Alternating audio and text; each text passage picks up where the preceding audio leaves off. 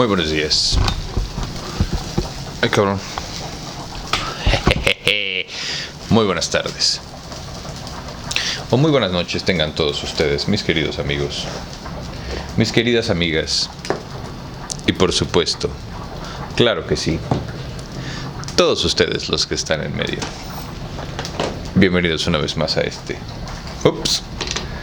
su programa favorito, El Círculo de Lectura. Y estamos aquí, no es cierto, y estamos aquí reunidos para comenzar con una nueva pieza de la literatura. Fíjate que estamos justo terminando de leer El Señor de los Anillos, El Regreso del Rey.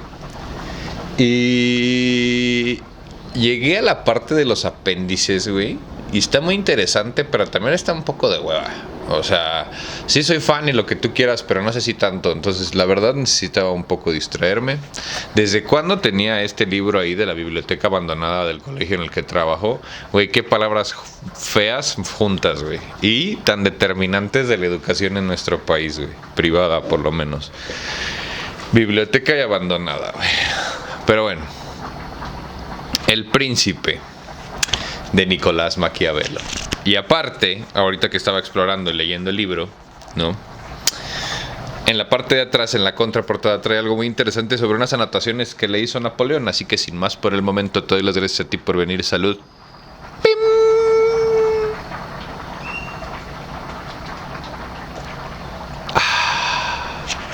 A ver si no se mete mucho el sonido del arroz. El Príncipe, Nicolás Maquiavelo. El Príncipe. El autor de esta famosa obra, Nicolás Bernardo de Maquiavelo, nació en Florencia el 3 de mayo de 1469, designado en 1494, secretario del gobierno de los 10. Desempeñó después importantes misiones diplomáticas, pero derrocada la República en su patria por los Médicis. Apréndete ese nombre, güey. La familia Medici, carnal. Todavía viven, ¿eh? Fue condenado a la proscripción.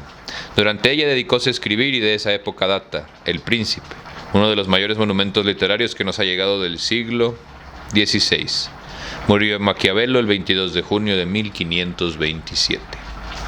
Advertencia acerca de las notas de la presentación. Notas de Napoleón.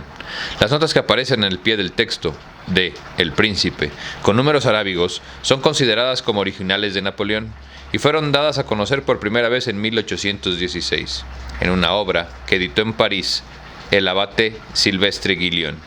En esta obra, titulada Maquiavelo comentado por Napoleón Bonaparte, dábase noticia de que se trataba de un manuscrito hallado en un coche de aquel, después de la batalla de Mont-Saint Juan, el 18 de junio de 1815, batalla que fue la fase decisiva de Waterloo.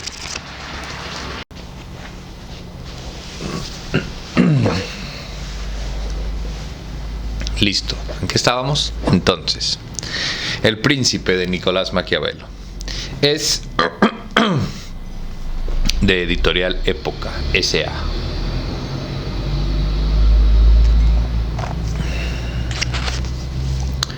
Me emociona un poco, fíjate, Maquiavelo se me hace alguien muy interesante, aunque no sé tanto de él.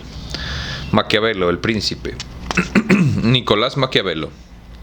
Edición anotada. Editorial Época S.A. Emperadores número 185, México 13, Distrito Federal. Impreso en México. Ahora, a ver, güey. Para no estarlo repitiendo 1000 veces. Cuando levante mi dedito, dijera el expresidente polémico, quiere decir que hay un pie de página. El pie de página son este tipo de textos que son más pequeños de la letra normal, que generalmente vienen separados por alguna anotación gramatical y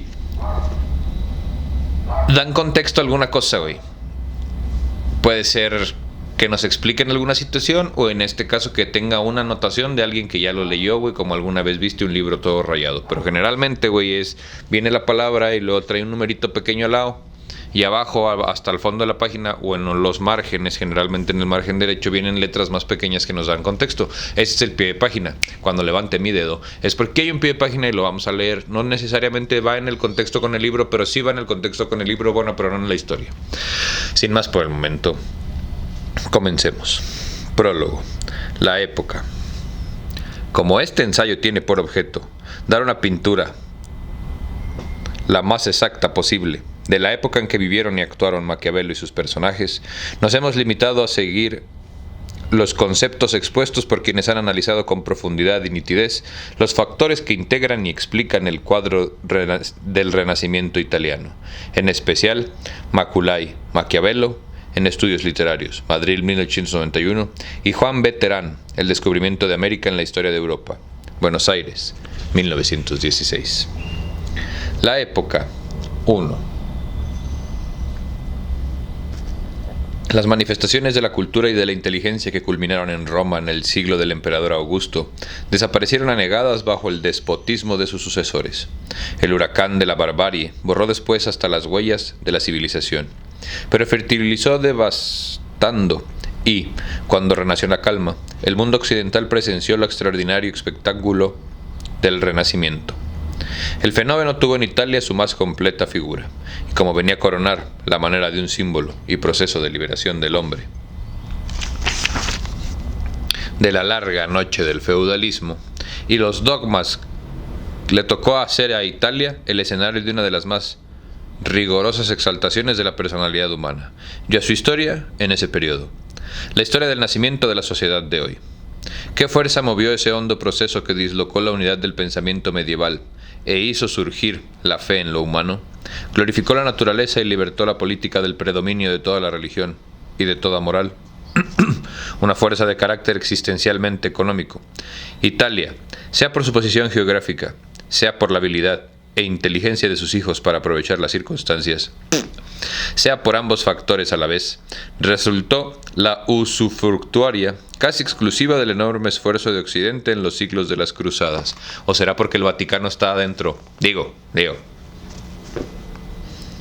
Estas solo fueron un motivo de lucro, y cuando terminó la faz militar, ya había sido establecida una apreciable vinculación mercantil entre el Oriente y las principales ciudades italianas, que se fue haciendo cada vez más intensa y estrecha. Las actividades comerciales e industriales determinadas por esta situación influyeron profundamente en el orden social, sentimental y económico de la Edad Media. Haciendo nacer una nueva nobleza, la del dinero, opuesta a la rancia nobleza gibelina y menos decorativa que ésta. El traficante enriquecido que había paseado su mirada atónita por los bazares y ciudades de Asia y África anhelaba una vida factuosa al estilo oriental. No se conformaba tampoco con ser un simple burgués, quería gobernar. Y como la aristocracia tradicional era la que tenía en sus manos el gobierno, compraba con su oro al condotitero capaz de hacerle alcanzar el poder. ¿Ah, tú qué pensabas, papi? ¿Que la corrupción era un concepto nuevo? No, hijo, viene desde la democracia. Toda la vida en Italia se inicia así un largo duelo lleno de peripecias en el que los combatientes agotan sus mejores y más variadas armas, y que concluye a fines del siglo XIII, dando a la burguesía el ejercicio del gobierno. A partir de entonces, la nobleza tiene como base no la alcurnia, sino las ganancias del comercio. Los Albici, los Medici, los Fregoso, o el poder de los condotiteros, los Visconti, los Carrara, los Sforza, que cansados de vender su espada, han resuelto hacer la guerra en beneficio propio. Toda la vida de Italia en estos años está condicionada por intereses de índole económica. Hasta las guerras entre sus ciudades reconocen como causa antagonismos de esta naturaleza, y llegó a introducirse la costumbre de devolver los prisioneros después de haberlos despojado. Una derrota era, simplemente, un mal negocio. A pesar de ello, en la época en que los anales de Francia e Inglaterra solo ofrecen episodios de pobreza y de barbarie, la península contaba con grandes y espléndidas ciudades, puertos, arsenales, villas, museos y bibliotecas. Sus mercados estaban llenos de cuanto era necesario al bienestar, al lujo refinado.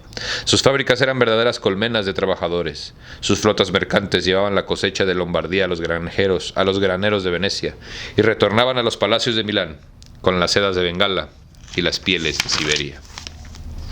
Según datos de Juan Villari, historiador florentino de principios del siglo XIV, Florencia tenía en aquel tiempo casi 200.000 habitantes, y era un centro de cultura literaria y artística, y el núcleo industrial de mayor importancia en Italia.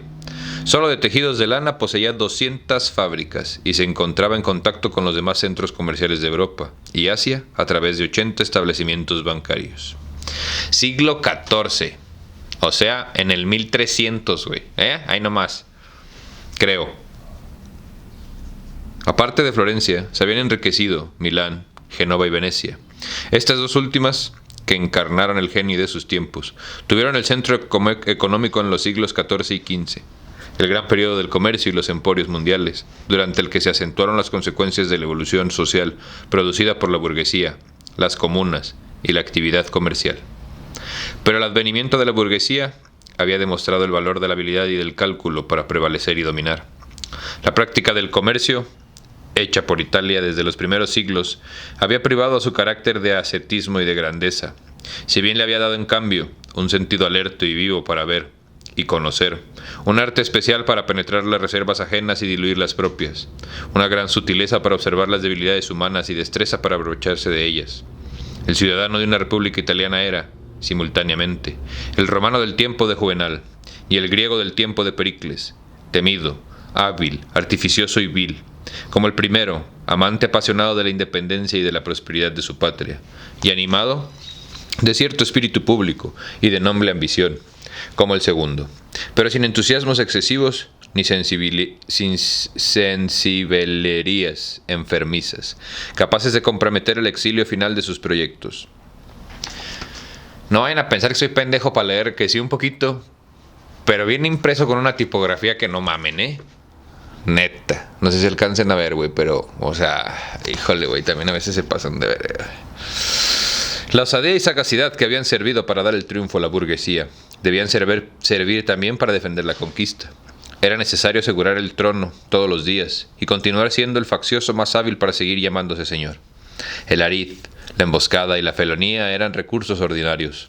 Solo se buscaba la eficacia. Las conspiraciones existían en todas partes, y todos conspiraban. Príncipes y bastardos, papas y caudillos. Los escrúpulos eran la más grande imprudencia, pues si no se envenenaba o apuñalaba, se corría el riesgo de ser enseguida la víctima. Los más hábiles generales, príncipes, políticos, pasaban rápidamente de la grandeza al infortunio, del poder y de la riqueza a la miseria, a la prisión vitalicia, en lo alto de una torre, en la oscuridad del sitio de un castillo. Por la debilidad, la hesitación, la turbación de un solo instante aprovechada por el enemigo al acecho. Y fíjate, güey, de más contextos generales, güey. Los Medici fueron la primera familia que se les ocurrió tener un hijo para que fuera papa. Ahí tú me dices si ellos escogieron a su hijo más capaz o si educaron a un pendejo para que fuera papa, güey. Yo no sé, pero ellos fueron los primeros en generar el negocio de la educación.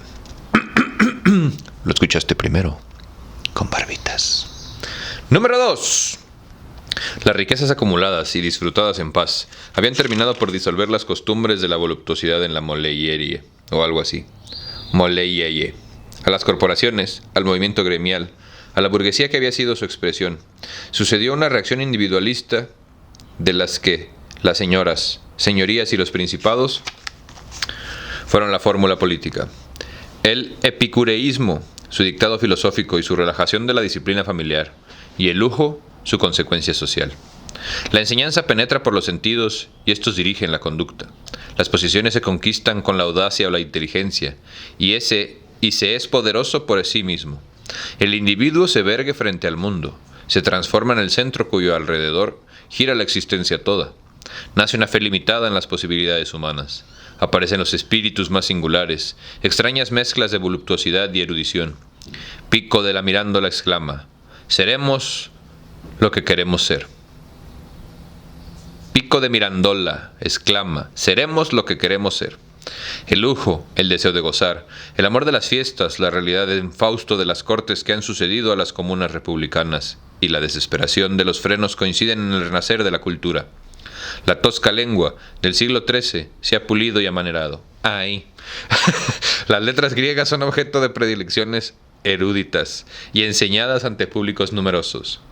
Reunir libros, coleccionar antigüedades, fundar cátedras y proteger artistas y literatos estuvo de moda entre los grandes. y como el espíritu de curiosidad literaria se asociaba al espíritu emprendedor y mercantil, todos aquellos lugares a los que los opulentos mercaderes de Florencia extendían su tráfico gigantesco eran objeto de afanosas investigaciones encaminadas a descubrir manuscritos, medallas, monumentos e inscripciones.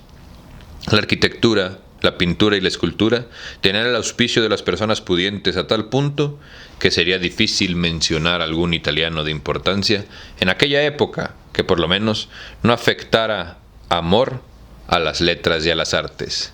Y ahora, ¿qué hacen todas las personas que ostentan tener dinero además de... No voy a decir nada, por miedo a que me quite el patrocinio YouTube por hablar mal de esa pinche gente mugrosa? Los elementos que se pueden llamar el resultado propio de la erudición italiana, del Renacimiento, dice Villari, son la independencia de la razón, un estudio sincero y libre de prejuicios de la sociedad del hombre, y libre de prejuicios de la sociedad del hombre, y de sus pasiones, un espíritu crítico de investigación, la fiebre de saber, una gran confianza en la potencia de la razón y un idioma claro, espontáneo y correcto, la construcción más perfecta y armónica como efecto natural del largo estudio del latín. Pero faltan fuerzas morales que gobiernen al individuo y regulen sus impulsos. Y así, en el momento de mayor esplendor intelectual y artístico en la época de los Gonzaga, los Medici, los Bentioviglio, los Sforza, se produce la crisis. La floración maravillosa de humanistas y críticos, de poetas insignes, de pintores y escultores, de arquitectos, de audaces marinos. No se puede disimular el eclipse moral que se vive y la impureza de la atmósfera que se respira. Todos te hablan del capitalismo, del socialismo, del comunismo. Uy. Pero nadie te habla del humanismo, güey. Y esa es la verdadera contraparte. ¿O no? Porque a mí hay algo que me llama mucho la atención de los humanistas, güey. Y te invito a que me compruebes, a que me fact-cheques. Siempre aparecen en momentos históricos bien interesantes. ¿Quién le pusieron Edad Media a la Edad Media? Los humanistas. ¿Quién le pusieron Renacimiento al Renacimiento? Los humanistas. Y así me podría seguir con todos los periodos del arte. Siempre fue algún crítico humanista, periodista humanista, político humanista. Siempre fue un humanista, güey. ¿Y saben dónde acaba de haber humanistas y todavía hay humanistas en México? École, bebé. Lo que diga mi dedito. Por eso, gracias a ti por venir a este ejercicio de resistencia cultural donde mantenemos y ¿cómo se dirá? Cultivamos la intelectualidad libre, güey, donde podamos decir lo que se nos dé la perra gana sin miedo a que se nos diga lo contrario, porque nuestra opinión es válida e importante, no importa si es pendeja o no. Número 3. En el terreno político ha desaparecido el entusiasmo con que los burgueses impulsaron a los nobles la libertad comunal, aunque alcanzaron a dar un esplendor extraordinario a sus ciudades. A las comunas ha sucedido la señoría. Las familias poderosas han dominado poco a poco las ciudades libres circunvencinas y han comenzado a crear el derecho hereditario en el ejercicio del poder. Los Este, los Bonacorsi, los Scala, los Carrara. Había ya reyes poderosos en Milán, y poco después habrían de existir en Florencia, aunque con otro nombre. La política se decidía en las cortes. El más grande acontecimiento italiano del siglo XV, la invasión de Carlos VIII, fue, en esencia, obra de una intriga cortesana, en la que participaron Beatriz de Este, esposa de Ludovico Sforza, Isabel de Aragón, esposa de Galeazzo Sforza, regente de Ludovico, y Alfonsina de Orsini, esposa de Pedro de Medici. ¿Sabes qué es lo más triste, güey? Que a la gente le suena el nombre de Ludovico en mi país por un pinche gato mugroso, güey. La balanza era el secreto y el norte de la política italiana y traducía el esfuerzo para impedir que cualquier príncipe, elevándose sobre los demás, formase una sola monarquía. De aquí que Italia permaneciera dividida en una multitud de pequeños estados más o menos frágiles, presas de continuas revueltas y de víctimas de conquistas y usurpaciones. Entre sus príncipes soberanos se hallaba el Papa, que desistiendo de las antiguas aspiraciones de la Iglesia a la soberanía espiritual, solo aspiraba a sumar a su pequeña nación algún otro pedazo de territorio y luchaba por la preponderancia con la República Veneciana, con Florencia o con el Ducado de Milán. También por los motivos expuestos, las guerras entre los estados italianos exigían en los caudillos antes dotes diplomáticas que militares, y más valor tenía el empleo del halago, de la sagacidad, de la discreción o del artificio, y el aprovechamiento de las fraquezas ajenas, que la utilización de las tropas mercenarias, que con igual interés servían al duque de Milán, a la señoría de Florencia, al rey de Nápoles o al papa, importándole solamente el monto de paga y la duración de su contrato. Dentro de todo este conjunto se destaca Florencia con un perfil prodigio. Roma es fuerza, se ha dicho. Santa María de Flore, en Ciudades Italianas. Juan F. Ramos, Madrid, 1930. No obstante, los otros grandes atributos de su vida expansionista y organizada. Expansiva y organizada, Venecia es el gobierno. No obstante, su incomparable belleza y su arte extraordinario. Florencia es la más fecunda expresión armónica del espíritu conocida desde el declinar en Atenas. Y esa expresión está articulada por los nombres de Dante, Maquiavelo, Leonardo Bruni, Carlos Marsupini, León Bautista Alberi, Donatello, Galileo, Niccolo Niccoli, Américo Vespucio, Ambrosio, Traversari, Miguel Ángel, Leonardo da Vinci, Poggio, Baccriolini. Interesante que toda esa gente viviera en el mismo lugar, ¿no, güey? ¿No te parece? Y que toda nuestra forma de pensamiento, cultura, esté basada en los descubrimientos, en las teorías, en las historias de una sola población, güey. No sé, a mí esa teoría del mundo único no me gusta, güey. Pero ¿sabes qué? Sí quiero que pienses. Espérame. Que sí, güey. Hubo un tiempo en Europa, esa Europa que te venden, puta, güey, como Hollywood se queda pendejo. Mientras más vayas leyendo y aprendiendo te vas a dar cuenta del chiquero que es. Hubo una época en la que el Papa era de un lugar. Bueno, siempre ha sido de un lugar, pero imagínate que ahorita este nuevo... ¿De dónde es? Ya ni me acuerdo, güey, ni me importa. Pero bueno, el argentino que se murió... lo único que iba a hacer era ver por su país, porque en realidad el papado era un puesto político más que religioso. Siempre lo ha sido, pero no le digas a los cristianos porque se emputan. Entonces, y si no me crees, busca, nada más, güey, busca, cállame el hocico, ¿a qué otro evento asisten todos los líderes mundiales? 4. El hombre del Renacimiento italiano, dominado como estaba por un profundo egoísmo, sin la guía ética de un interés superior, en medio del desmoronamiento de todas las instituciones medievales, ocupando siempre y únicamente en lo suyo propio y particular, habría conducido toda a la anarquía y a la ruina, si su ingenio, su gran cultura, su amor a las artes y a las ciencias, el estudio objetivo de la realidad no hubieran salvado por lo menos en parte junto con la sociedad que integraba. Para tal estado de las cosas no podía durar mucho, pero tal estado de las cosas no podía durar mucho si no se hallaba una solución. Es entonces cuando tienen lugar dos grandes acontecimientos, la reforma y la constitución de los estados modernos y de la nacionalidad. En apariencia estos dos hechos no guardan relación entre sí, pero en realidad partían ambos de un concepto común, del concepto del que el individuo, por su propia naturaleza, es impotente para el bien. Ambos llevaban el deseo de reconstruir un mundo moral que amenazaba la ruina y que procuraban triunfar reclamando de los hombres la defensa de intereses más generales y fines más ideales. M. Lubel. Me cae bien gordo cuando dicen eso de las instituciones medievales, güey, porque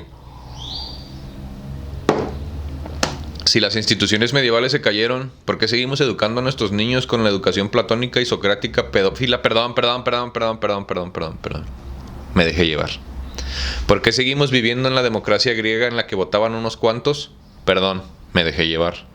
¿Por qué por qué los líderes religiosos de las diferentes sectas que prometen la vida eterna se siguen vistiendo igual que en la Edad Media, si ya no vivimos en el medievo, mi queridísimo Tibio? Más que con una dilatada experiencia de las horrendas vicisitudes políticas de nuestra edad, y por medio de una continuada lectura de las antiguas historias. Después de haber examinado por mucho tiempo las acciones de aquellos hombres, y meditándolas con la más seria atención, he encerrado el resultado de esta penosa y profunda tarea en un reducido volumen, el cual remito a vuestra magnificencia.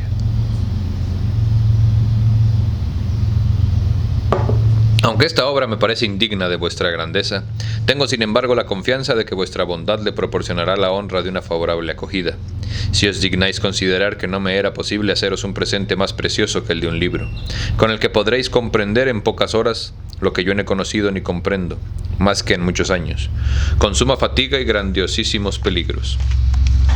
No he llenado esta obra de aquellas proligias glosas con las que se hace ostentación de ciencia, ni adornándola con frases pomposas, hinchadas, expresiones y todos los demás atractivos ajenos de la materia con que muchos autores tienen la costumbre de engalanar lo que tienen que decir, como Tácito y Gibón. He querido que mi libro no tenga otro adorno ni gracia más que la verdad de las cosas y la importancia de la materia. Desearía yo, sin embargo, que no se mirara como una represible presunción de un hombre en condición inferior, y aún baja, si se quiere, el atrevimiento que él tiene de discurrir sobre los gobiernos de los príncipes, y de aspirar a darles reglas. Los pintores encargados de dibujar un paisaje deben de estar, a la verdad, en las montañas cuando tienen necesidad de que en los valles se descubran bien sus miradas, pero también únicamente desde el fondo de los valles pueden ver bien en toda su extensión las montañas y elevados sitios. Con esto empecé, y con ello conviene empezar. Se conoce mucho mejor en el fondo de los valles cuando después se está en la cumbre de la montaña. Etoti. Sucede lo propio en la política. Si para conocer la naturaleza de los pueblos es preciso ser príncipe, para conocer la de los principados conviene estar en el pueblo. Reciba vuestra magnificencia este escaso presente con la misma intención que yo tengo al ofrecérselo. Cuando os dignéis leer esta obra y meditarla con cuidado, reconoceréis en ella el extremo deseo que tengo de veros llegar a aquella elevación que vuestra suerte y eminentes prendas os permiten. Y si os dignáis después, desde lo alto de vuestra majestad, bajar a veces vuestra mirada hacia la humillación en que me hallo, comprenderéis toda la injusticia de los extremados rigores que la malignidad de la fortuna me hace experimentar sin interrupción. Capítulo 1. ¿Cuántas clases de principados hay y en qué modo ellos se adquieren? ¿Cuántos estados, cuántas denominaciones ejercieron y ejercen todavía una autoridad soberana sobre los hombres? Fueron y son repúblicas o principados. Los principados son o hereditarios cuando la familia del que los sostiene los poseyó por mucho tiempo, o son nuevos. Los nuevos son o nuevos en todo, tal será el mío si Dios me da la vida, como lo fue el de Milán para Francisco Sforza, o como miembros añadidos al estado y hereditario del príncipe que los adquiere, y tal es el reino de Nápoles con respecto al rey de España. O los estados nuevos, adquiridos de estos dos modos, están habituados a vivir bajo un príncipe, o no están habituados a ser libres. O el príncipe que los adquirió, los hizo con las armas ajenas, o los adquirió con las suyas propias, o la fortuna se los proporcionó, o es deudor de ellos, a su valor. Capítulo 2. De los príncipes hereditarios. Pasaré aquí en silencio las repúblicas a causa de que he discurrido ya largamente sobre ellas en otra obra, y no dirigiré mis miradas más que hacia el principado. No hay más que esto de bueno, por más que digan, pero me es preciso cantar por el mismo tono que ellos, hasta nueva orden. Ok. Volviendo a mis discursos a las distinciones que acabo de establecer, examinaré al modo como es posible gobernar y conservar los principados. Digo, pues, que en los estados hereditarios que están acostumbrados a ver reinar a la familia,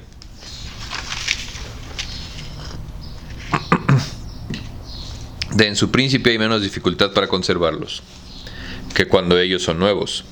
Procuraré suplirlo, haciéndome el decano de los demás soberanos de Europa.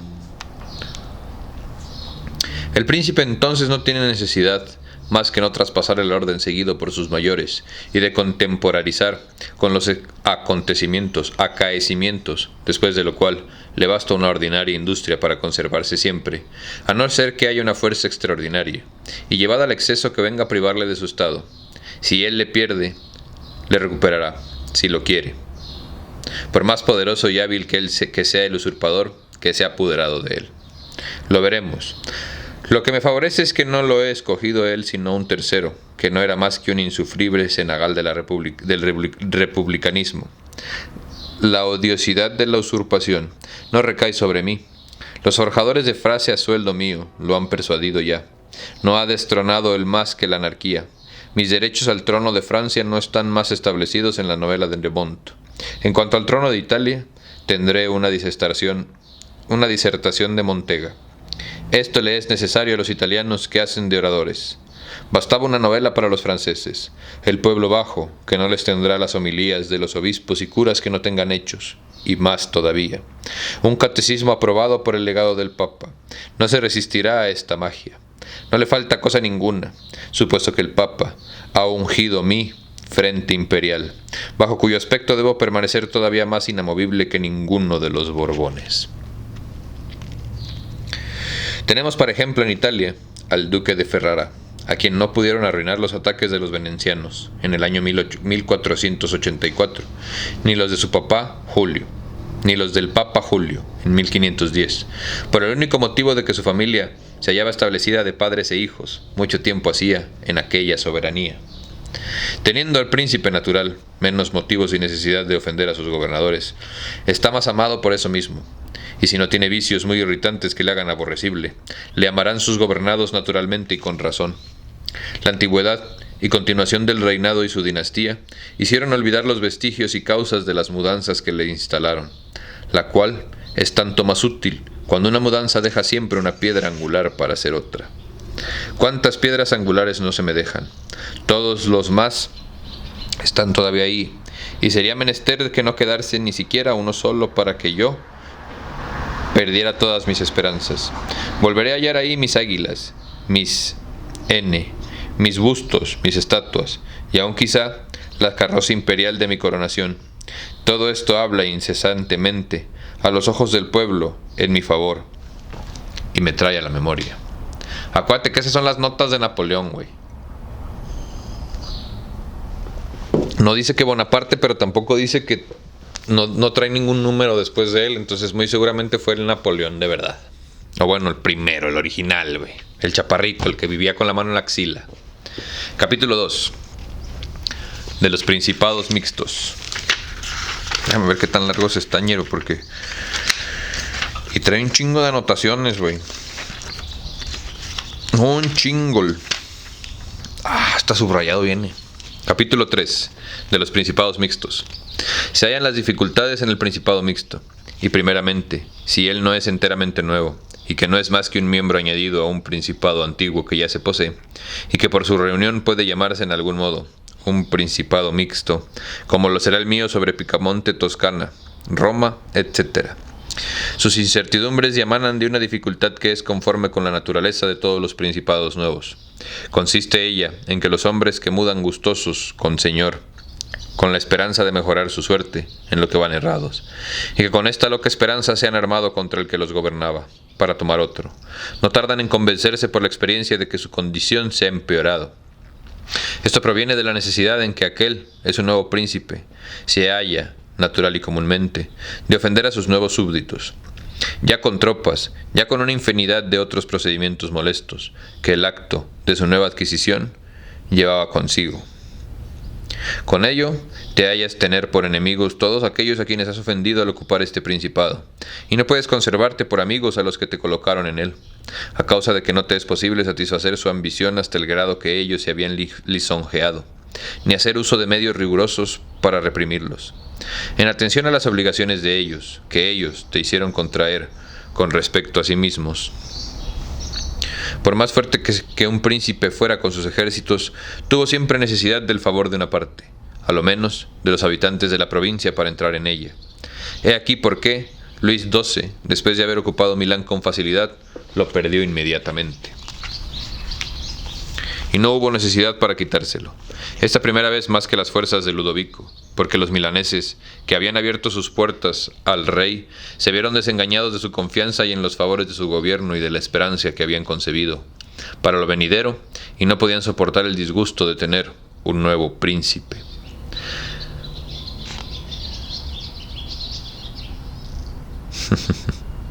Es mucha verdad que, al recuperar Luis XII, por segunda vez los países que se le habían revelado, no se los dejó quitar tan fácilmente, porque prevaleciéndose de la sublevación anterior, fue menos reservado en los medios de consolidarse. Castigó a los culpables, quitó el velo a los sospechosos y fortificó las partes más débiles de su anterior gobierno. Sí, para hacer perder Milán al rey de Francia la primera vez, no había sido menester más que la terrible llegada del duque Ludovico hacia los confines del milanesado. Fue necesario, para hacérsele perder la segunda, que se afermasen todos contra él, y que sus ejércitos fueran arrojados de Italia, o destruidos. Sin embargo, tanto la segunda como la primera vez, se le quitó el estado de Milán. Se han visto los motivos de la primera pérdida suya que él hizo, y nos resta conocer los de la segunda, y decir los medios que él tenía, y que podía tener cualquiera que se hallara en el mismo caso, para mantenerse en su conquista mejor que lo hizo. ¿Mejor que lo hizo? Mejor que lo hizo. Comenzaré estableciendo una distinción, o estos estados que, nuevamente adquiridos, se reúnen con un estado ocupado mucho tiempo hace, por lo que ha conseguido se hayan de ser de la misma provincia, tener la misma lengua, o esto no sucede así. Cuando ellos son de la primera especie, hay suma facilidad en conservarlos, especialmente cuando no están habituados a vivir en república. Aun cuando lo estuvieran, sabría bien yo reducirlos, dice Napoleón, para poseerlos seguramente hasta haber extinguido la descendencia del príncipe que reinaba entre ellos. Porque en lo restante, conservándole sus antiguos estatutos, y no siendo ahí las costumbres diferentes en las del pueblo en los que reúnen, permanecen sosegados como lo estuvieron los Borgoña, Bretaña, Gascuña y Normandía, que fueron reunidas a la Francia mucho tiempo hace, aunque hay, entre ellas, algunas diferencias de lenguaje. Las costumbres, sin embargo, se asemejan ahí, y estas diferentes provincias pueden vivir, no obstante, en buena armonía. En cuanto al que hace semejantes adquisiciones, si él quiere conservarlas, le son necesarias dos cosas. La una, que se extinga el linaje del príncipe que poseía estos estados. La otra, que el príncipe que es nuevo no altere sus leyes, ni aumente los impuestos. Con ello, en brevísimo tiempo, estos nuevos estados pasarán a formar un solo cuerpo con el antiguo suyo.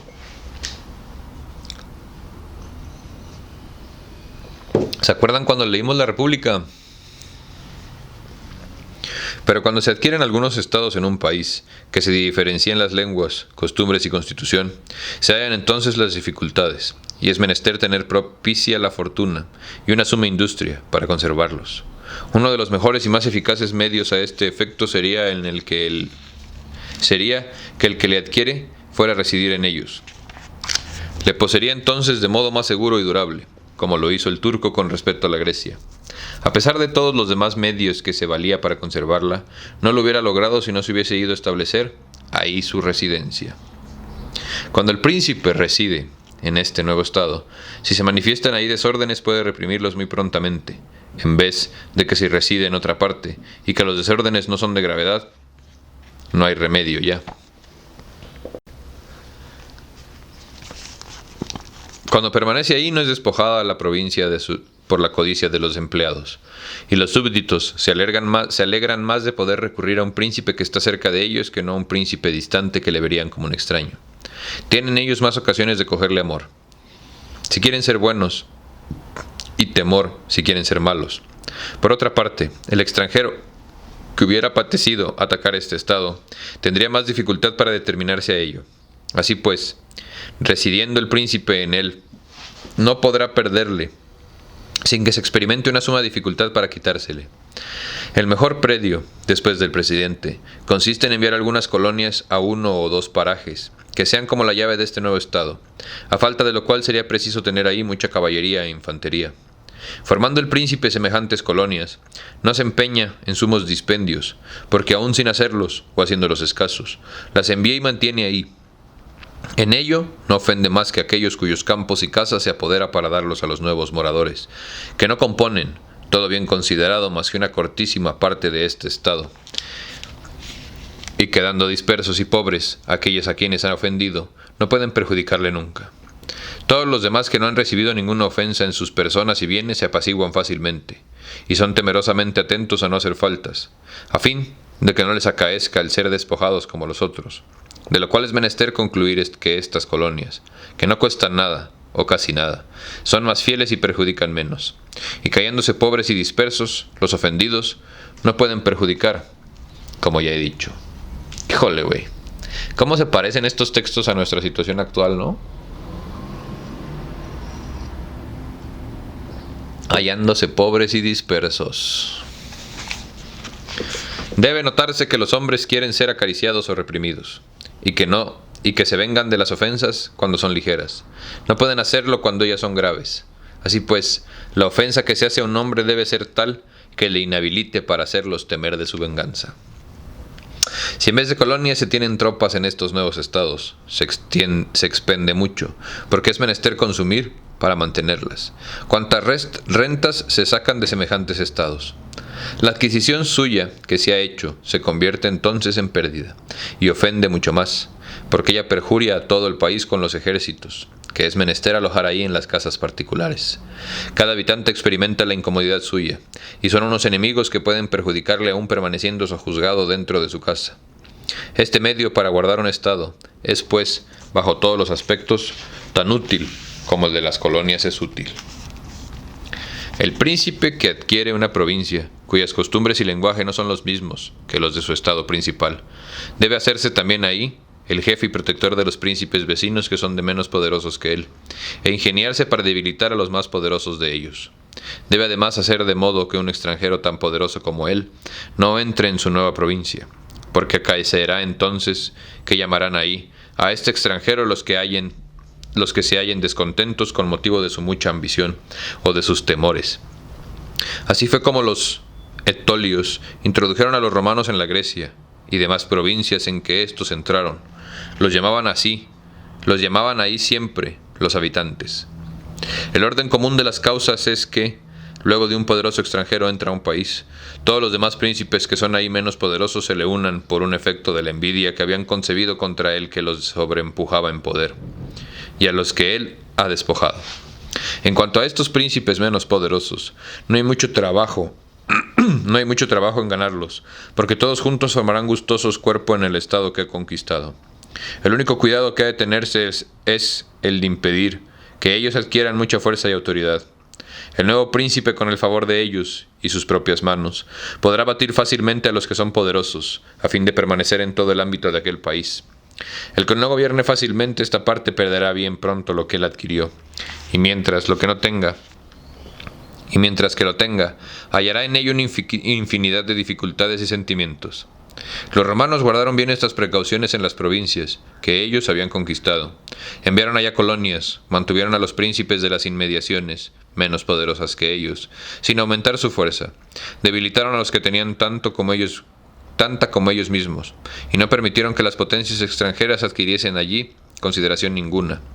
Me basta citar, por ejemplo, de esto la Grecia en que ellos conservaron a los acayos y etolios, humillaron el reino de Macedonia y echaron a Antíoco. El mérito que los acayos y los etólicos contrajeron en el concepto de los romanos no fue suficiente nunca para que éstos les permitiesen engrandecer ninguno de sus estados. Nunca los redujeron los discursos de Filipo hasta el grado de tratarle como un amigo sin abatirle, ni nunca el poder del Antíoco pudo reducirlos a permitir que él tuviera ningún estado en aquel país.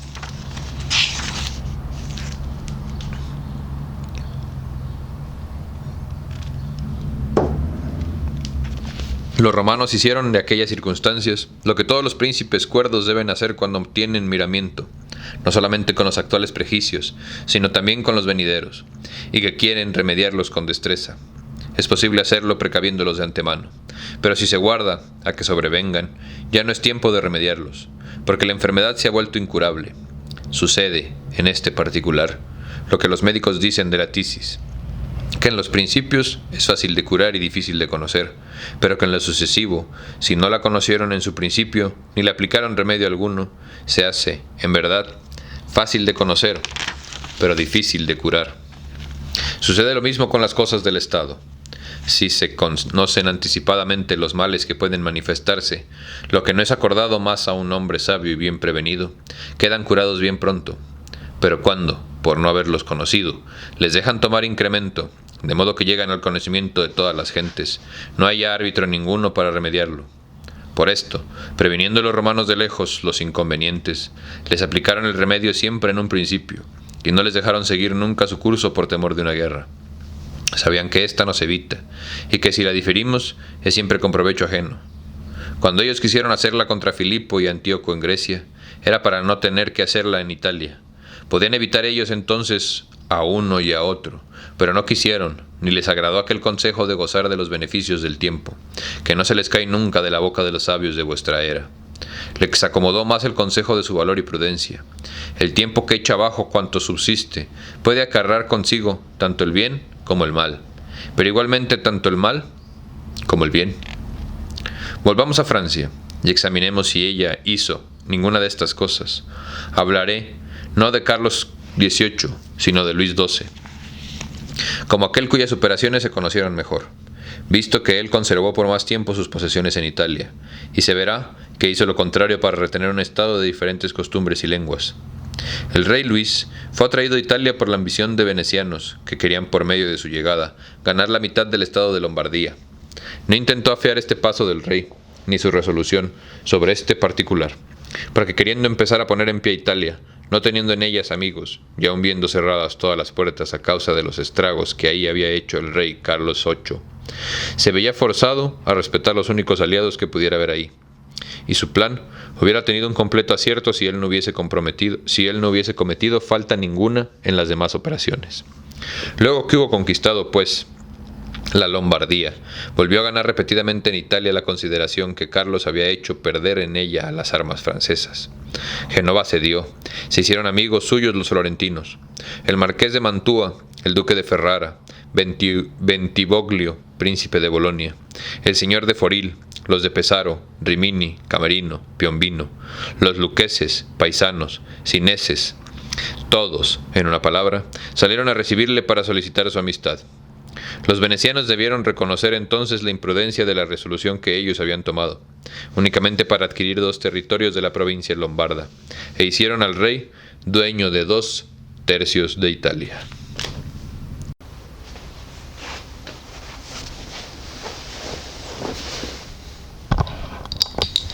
Me da calor, me da frío, me da calor, me da frío, ya parezco menopáusica, güey.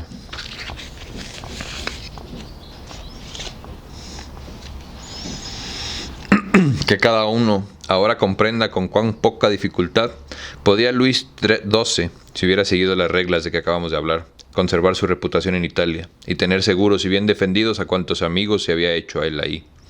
Siendo numerosos estos, débiles por otra parte, y temiendo el uno papa y el otro, en uno al papa y el otro los venecianos, se veían siempre en la precisión de permanecer con él, y por medio de ellos le era posible contener fácilmente lo que habría de más poderoso en toda la península.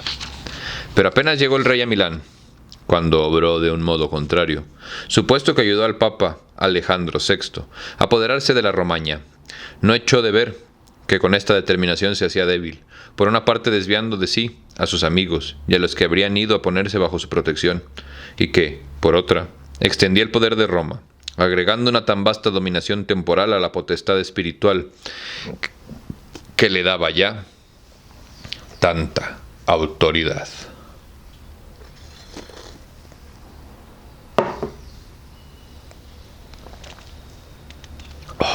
Esta primera falta le puso en la precisión de cometer otras, de modo que para poder poner un término a la ambición de Alejandro e impedirle hacerse dueño de la Toscana, se vio obligado a volver a Italia.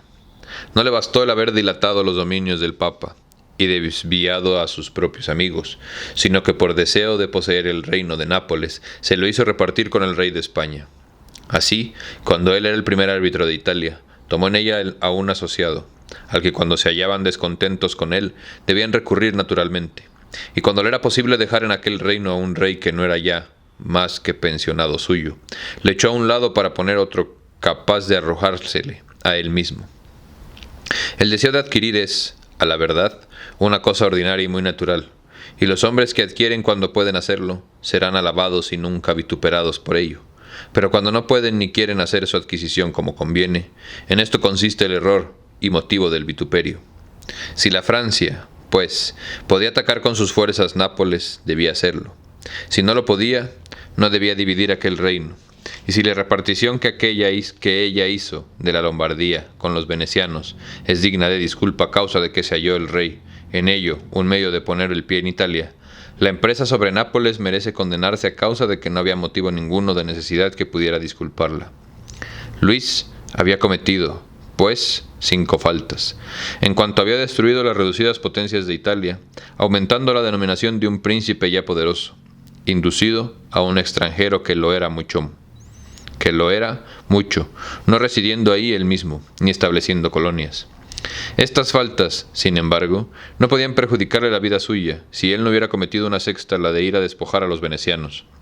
Era cosa muy razonable y aún necesaria el abatirlos, aun cuando él no hubiera dilatado los dominios de la Iglesia, ni introducido a la España en Italia, pero no debía consentir en la ruina de ellos, porque siendo poderosos de sí mismo, hubieran tenido distantes siempre de toda empresa sobre Lombardía a los otros, ya porque los venecianos no hubieran consentido en ello, ni ser ellos mismos los dueños, ya porque los otros no hubieran querido quitarla a la Francia para dársela a ellos, o no teniendo la audacia de ir a atacar a estas dos potencias.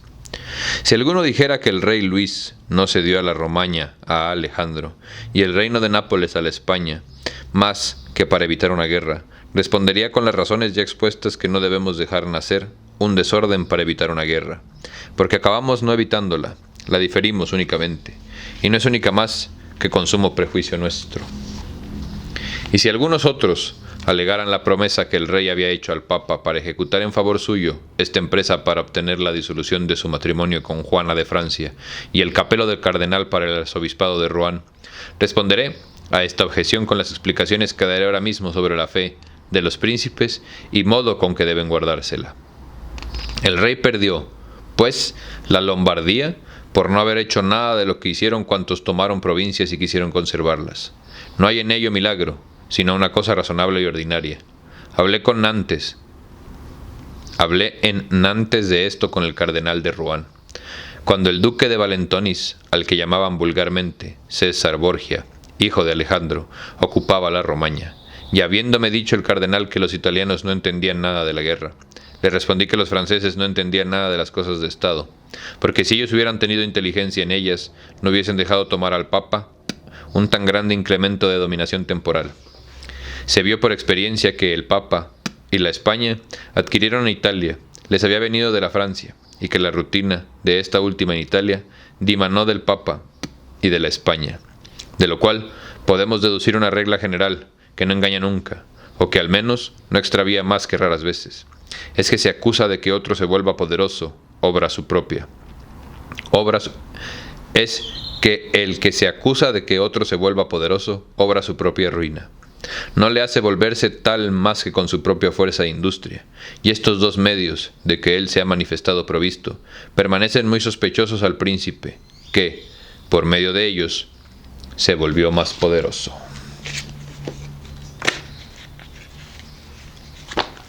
Con esto le vamos a dejar el día de hoy. Muchísimas gracias a ti por venir, güey. Me encantan estos libros, neta, güey. Lo estoy disfrutando muchísimo. Muchísimo más que el del Señor de los Anillos. No sé si el Señor de los Anillos ya me había aburrido o simplemente este lo estoy disfrutando más porque estos temas me gustan más. Pero muchísimas gracias a ti por venir, güey. Qué interesante y qué relevante y actual se vuelven estas lecturas, güey, ¿no? Como pareciera que hay un estrato de la sociedad que sí las lee y hay otro estrato de la sociedad que estamos llegando a él. Porque te educaron para no leerlas, güey. Pero Nicolás Maquiavelo es otro de los grandes filósofos, güey, tipo Voltaire, güey. O sea, es otro de los grandes pensadores de la humanidad que nos permiten tener acceso a... Porque fíjate que el otro día estaba leyendo, me quedé súper decepcionado, güey, de verdad, güey. Filosofía mexicana del siglo XX, güey. Y empiezan a medir la filosofía mexicana en el 1500... O sea, paren de mamar que su lengua raspa, güey. Pero bueno, esa es otra historia. Muchísimas gracias a ti por venir a tu ejercicio de resistencia cultural favorito.